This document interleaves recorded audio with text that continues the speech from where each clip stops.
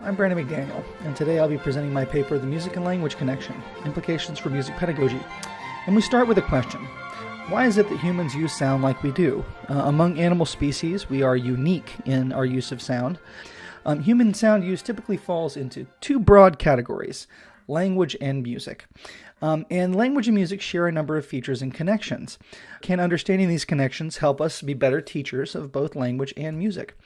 So why study this, aside from curiosity? Well, there is increasingly a push to have evidence-based approaches to education generally, and this is even more of a push for music teachers now that the Every Student Succeeds Act makes music a fundamental part of a well-rounded education. That means accountability. Understanding the shared evolutionary history and biological function of both music and language can help us better craft methods of music education. That's curriculum and assessment, and it can also help us better justify the benefits of music education to the broader society, or create better forms of advocacy.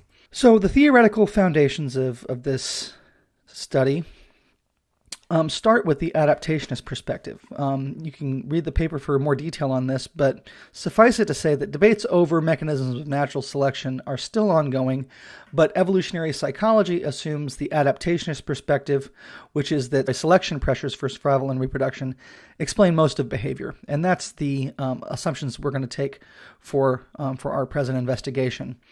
And that brings us to evolutionary educational psychology as a model that we're going to approach this study with. It was a model developed by David Geary, and it posits that there's essentially two different products of human learning.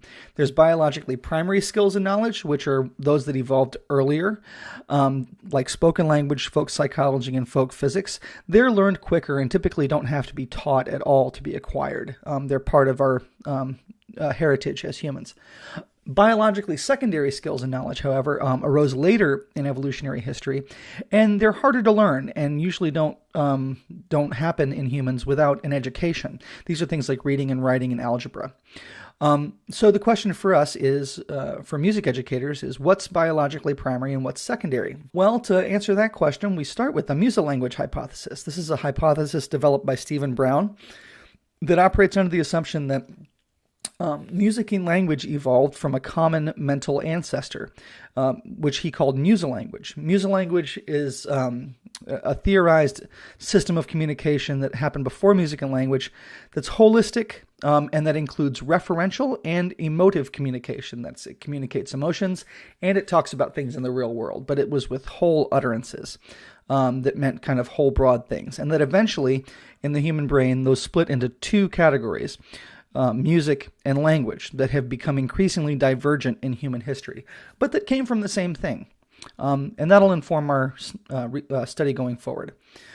So what are the biologically primary forms of music and language?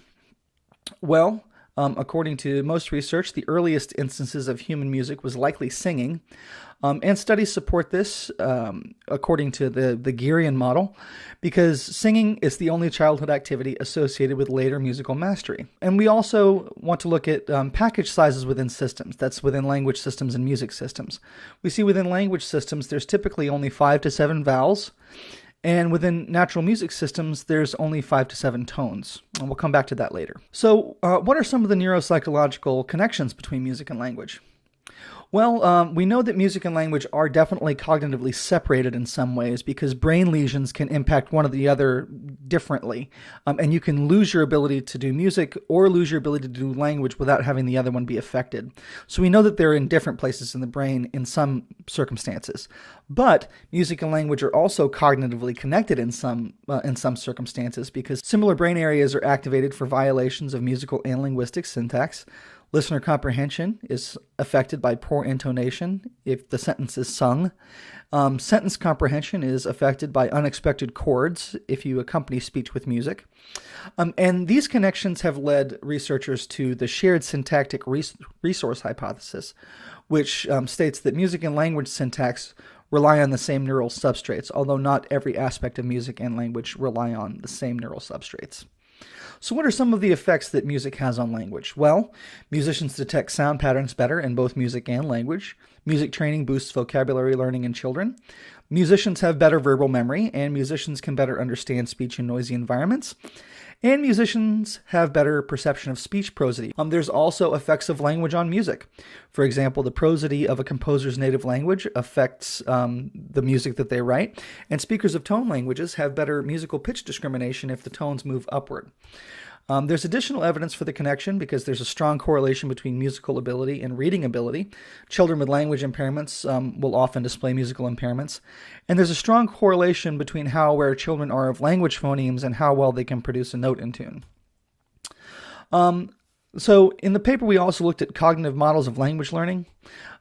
Geary's ideas are that reading skill should be built on top of spoken language skill because reading skill is secondary and language skill is primary.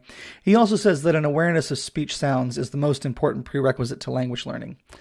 There are other cognitive models of reading, as you can see right here, but they're usually separated into different categories, and there's a lack of consensus even within these categories as to what the right approach is. So for our purposes, this is a less than fruitful path, but it is addressed in the paper to a certain extent. So what are the implications for music pedagogy? Well, we believe that students should, as much as possible, sing a musical passage before playing it on an instrument. They should attempt to learn music in chunks no larger than 6 to 11 notes because if they do it more than that, they'll likely have a larger cognitive load.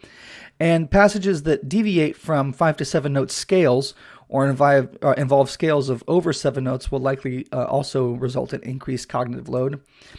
And fostering phonemic awareness in speech could help students' musical skills. Performing musical selections from one's home culture may reduce cognitive load, and emphasizing basic musical sounds will likely provide the best scaffolding for more advanced music learning. For more, I welcome you to read my paper. Thank you very much.